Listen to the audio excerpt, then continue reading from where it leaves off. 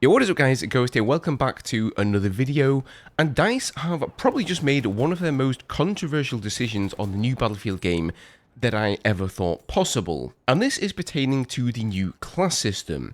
First of all, apologies for my voice, I've come down with something, so I know it's not the greatest right now, but I figured this was so important I just really had to cover it. So following up on yesterday's announcement that they're going to be hosting a 72-hour Battlefield Labs test, they've now posted a new blog called The Class System Part 1, and this is basically outlining how the class system is going to work in the new Battlefield game. And I've got to say, some of the decisions that they've taken here really have me scratching my head. So without further ado, if you guys do enjoy the content here on the channel, make sure you're subscribed. Plenty more Battlefield to come in the future. I will do my best to keep you guys up to date with all of the news around the game, and then of course once it launches we're going to be getting into the nitty gritty, so make sure you're subbed if you enjoy that sort of stuff. Okay, let's just go ahead and read the blog post here, and then let's have a little discussion about this, because what you guys think about it is maybe the most important thing of all. So, they say, today we are excited to start outlining our future vision for the class system in Battlefield. The gameplay mechanics of classes and aspects that players have enjoyed most have evolved throughout the history of Battlefield franchise. Our goal within Battlefield Labs is to test and refine the best aspects of the class system from our history and to evolve them into a cohesive vision for the future. And so they continue here with our design philosophy for classes. We envision the future of Battlefield classes to be a series of interconnected systems and fundamentals that shape your role on the field, while granting you the freedom to customize how you execute that role. Through Battlefield Labs play sessions, feedback, and data gathering, we aim to strike a balance between defined roles and player choice. The class system is defined by two main components: customizable and then class defining. The customizable components empower players to explore and push the boundaries of their roles within their chosen class, while also still adhering to the expectations of the class. The class defining components are designed to enhance pick up and go playability and reinforce the expectations of your class identity. So this is the customizable stuff. First of all, and this is kind of the big thing here, weapon loadouts. Fully customizable weapon loadouts allow you the freedom to play the way you want, play to the strengths of your class by using your signature weapons, keep that in mind, or easily switch to any other weapon to meet your needs of your squad. Then we've got class gadgets. You'll have the option to carry 2 gadgets onto the battlefield, tailored to each class and its specific role. Recon aficionados specialize in intelligence and counterintelligence with class gadgets, including deploy beacons, anti-personnel mines, and laser designators. So that sounds pretty standard there, 2 gadgets to each class, that's sort of what we're used to. Then we've got training. Our philosophy with training is to offer a series of traits that can be unlocked during play to enhance your ability to perform your role.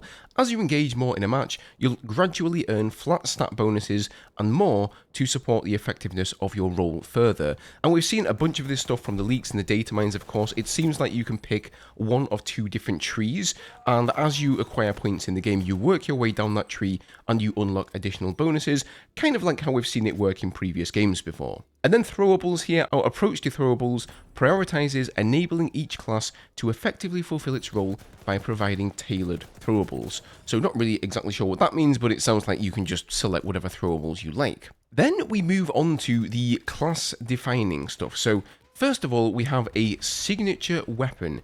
Each class has a signature weapon category tied to their class identity, which when used enhances their role on the battlefield. For example, using our same ongoing test subject, the Recon class, if you select a weapon from the sniper rifle category, you will benefit from increased breath holding duration. In contrast, an assault player choosing from the same category will not receive this bonus.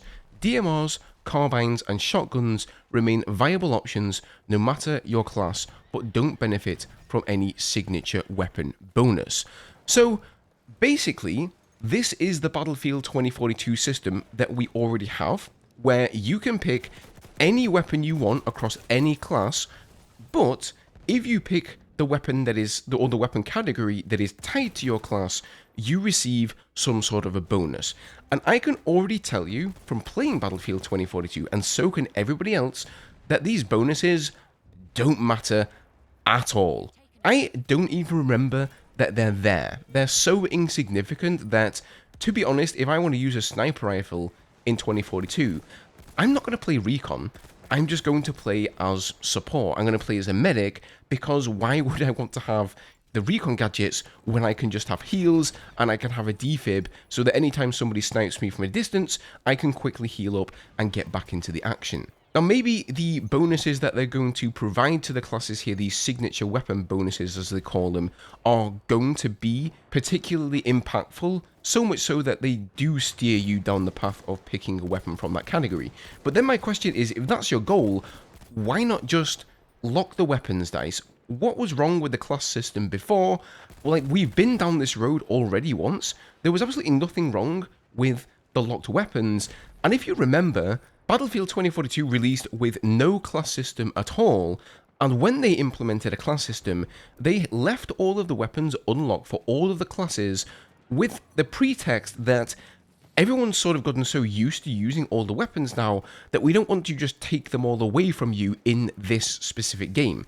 That was supposed to be for one game only. There's no reasoning there that you can't go back to the good old-fashioned class system, the one that everybody wants, by the way, in the next game. Okay, before I get ahead of myself, let's just finish the article here in its entirety.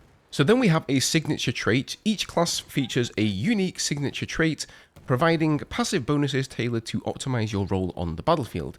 For instance, a recon player automatically spots enemies while aiming down sights, encouraging the use of weapons that complement this specialization.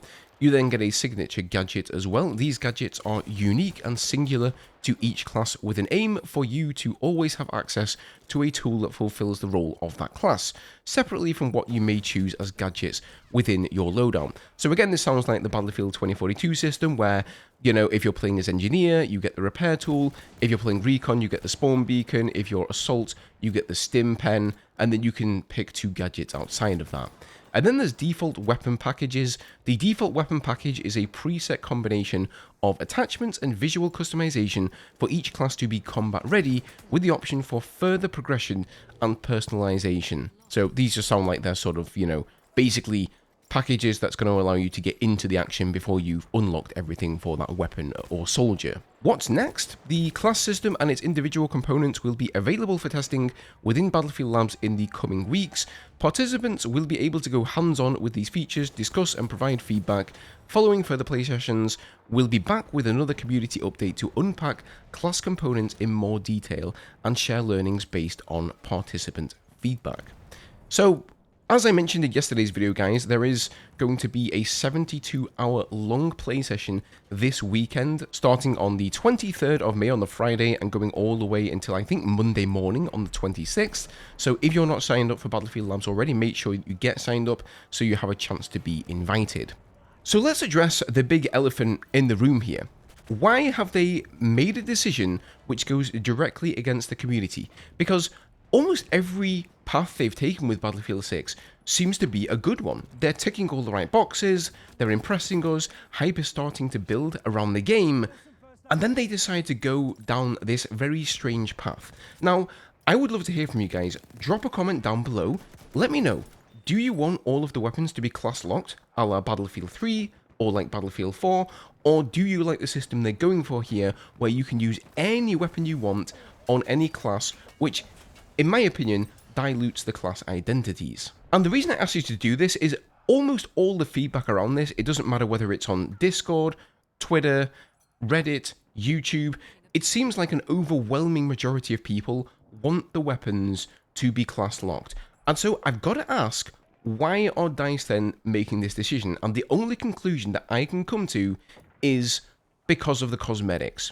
Back in the days, they made these decisions based on gameplay alone, but nowadays, EA are starting to think of ways in which they can squeeze as much money out of us as possible, and the only logical explanation that I can come to is that if they release, let's say, a really cool looking sniper rifle skin, and you're somebody who maybe wants to buy that skin, but you don't really like playing the recon class, well, maybe then you're less likely to buy it. But if you can use that skin on any of the classes in the game and there is nothing stopping you, then you're going to go ahead and purchase it. That is literally the only explanation that I can think of this. And if we go and take a look at some of the top comments here, these are the comments on Twitter directly in reply to the thread that was posted by the official Battlefield channel. First of all here, we've got Westy. Weapons should be locked. Battlefield 3 and 4 shows you how it's done best.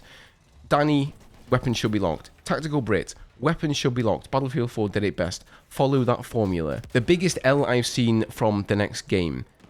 Lock weapons to classes.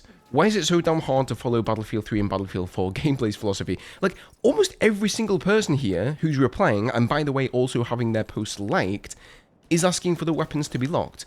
So, this is kind of a letdown. I'm pretty disappointed in this. I think it's going to derail some of the goodwill, some of the hype that has been built up in the community. It's nice, you know, having this level of transparency. I appreciate them telling us. But is Battlefield Labs not just a place where they can test out the technical aspects of the game and work on bugs and stuff, but also get gameplay feedback on what the community want? After all, this is supposed to be about building the game with the community. So, honestly, I really think if people shout out loud and clear that they want the weapons to be class locked, I really think DICE should respond and do that. I probably don't think that they will, because it's almost certainly a mandate from EA to say, no, we need to be able to sell skins for the weapons, therefore completely locking all the weapons behind classes is just not an option. But I really hope not. I would love to see them go back on this one. And, you know, if I'm in the wrong here, if the majority wants a completely unlocked class system like this, that's fine. I will completely accept that decision, even though I'm against it. But I just don't believe it to be the case. I believe that the vast majority do want weapons to be locked. And so we'll basically know if EA and DICE don't go back on this decision that they're not really listening fully. And they're going to put their own priorities ahead of what the community wants.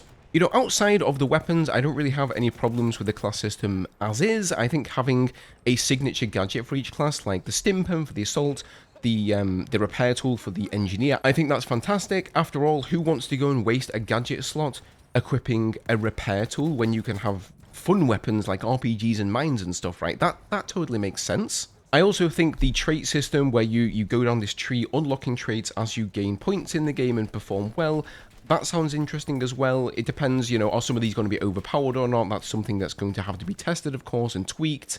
But for me, unlocked weapons, again, is just a no-go. It just makes the game lose a big part of its identity. Again, it dilutes all of the classes. The assault class is called the assault class for a reason, because they get access to the assault rifles. The recon class has access to the sniper rifles. The support class gets access to the LMGs. The engineer class has kind of had like a mixture of weaponry, and I think that's fine. They just need to decide what they want to give them. Personally, I would like to see PDWs or SMGs, and then, you know, carbines can be used on any class. I think Battlefield 4 really just had it perfectly done, honestly, because in that game, any class could use shotguns, I think DMRs as well, correct me if I'm wrong, but then also carbines. So if you wanted a fully automatic weapon, you could go ahead and take a carbine as a recon player and play that sort of aggressive style. You didn't have to use a sniper rifle, and that was perfectly acceptable and a legit way to play the game. But I am certain that just like in Battlefield 2042, once the meta has been set in stone, once we've figured out, you know, which assault rifle or which SMG is the best one in the game, everyone's just going to use that, and they're going to use it on every single class, because why wouldn't you? Anywho, I'm going to leave it there for today, guys. Like I said, please comment below. I'm also going to post a poll on my channel, a very simple poll. Do you want weapons to be class locked or not? And I just want to see, as a little sort of horizontal slice of the community here, what you guys think about that.